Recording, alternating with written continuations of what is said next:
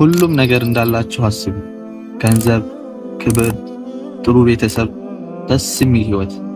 ከዛም በአንድ ውሳኔ ሁሉንም ማጣት። ሙስዓብ ኢብኑ ዑመይር ይባላል።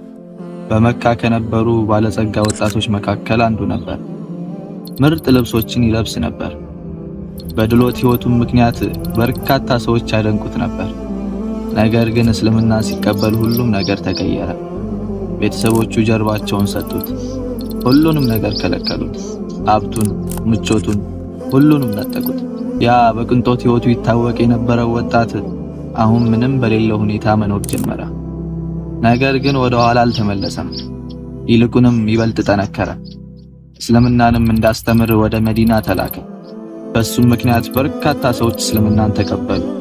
ከምቾት ህይወት ተነስቶ ዓላማ ወዳለው ህይወት ተሸጋገረ። የሚገርመው ነገር በሞተበት ወቅት ሙሉ አካሉን የሚሸፍንበት በቂ ጨርቅ እንኳን አልተገኘም ነበር። ያ ሁሉም ነገር የነበረው ወጣት ዱንያን ሲሰናበት በዚህ መልኩ ነበር።